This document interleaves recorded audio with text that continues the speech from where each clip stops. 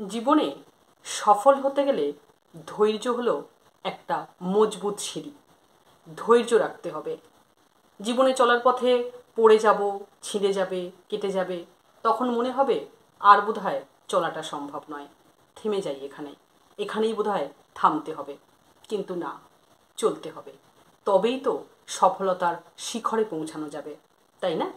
তাই এই রিলেটেড আমি একটা ছোট্ট গল্প বলি। একদিন এক শিক্ষক ক্লাসে এলেন, তার অনেকগুলো চকলেট নিয়ে এসছেন।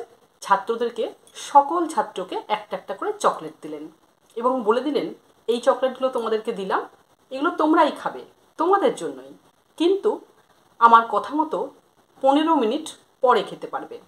বলে তিনি ক্লাস থেকে বেরিয়ে গেলেন। ঠিক 15 মিনিট পরে তিনি ফিরে এলেন।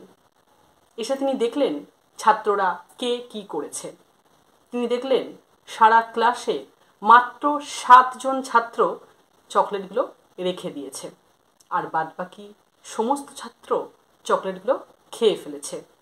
কেউ 1 মিনিট, কোনো ছাত্র 2 মিনিট, কোনো ছাত্র 3 মিনিট চকলেটগুলো রেখেছিল।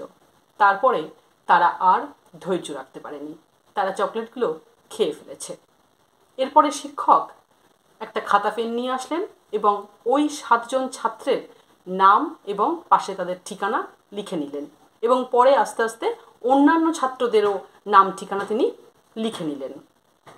বেশ অনেক বছর পর, যখন এই সকল ছাত্ররা অনেক বড় হয়ে গেছে, তাদের কর্মজীবন শুরু করেছে, চলার পথ জীবনে তারা অনেকটা এগিয়ে গেছে, শিক্ষক প্রথম 7 জনের বাড়িতে এক এক করে গেলেন এবং দেখলেন তারা সবাই কিন্তু খুব উচ্চ সফল হয়েছে। কেউ বড় বিজনেসম্যান, কেউ বিদেশে ভালো পোস্টে চাকরি করছে বা ভালো পোস্টে রয়েছে, কেউ শিল্পী। প্রত্যেকেই 7 জনই কিন্তু বেশ সফল। এরপরে তিনি আবারও অন্যান্য ছাত্রদেরও বাড়ি গেলেন। তিনি দেখলেন তারা সবাই ভালো রয়েছে, কিন্তু তারা সকলেই মধ্যবিত্তের জীবন যাপন করছেন। এইখান থেকে আমরা কি শিক্ষা পেলাম বলুন তো? ওই ছাত্রগুলোর ধৈর্য ছিল, ওরা ধৈর্য সহকারে সমস্ত কাজ করেছে, হঠকারিতা করেনি, থেমে যায়নি। আর যে সব ছাত্ররা ধৈর্য দেখাতে পারেনি, থেমে গিয়েছিল, তাদের লোভ সম্বরণ করতে পারেনি, তারা কিন্তু মধ্যবিত্ত হয়ে রয়ে গেছে। তাই জীবনে চলতে গেলে ধৈর্যের একটা বড় পরীক্ষা দিতে হয়। শুধু এই ক্ষেত্রে নয়, সম্পর্কের ক্ষেত্রে ধৈর্যের পরীক্ষা দিতে হয় না? পড়াশোনা করার ক্ষেত্রে, চাকরি করার ক্ষেত্রে, সম্পর্ক টিকিয়ে রাখার ক্ষেত্রে, সংসার টিকিয়ে রাখার ক্ষেত্রে কোন সময় আমাদের ধৈর্যের পরীক্ষা দিতে হয় না বলুন তো?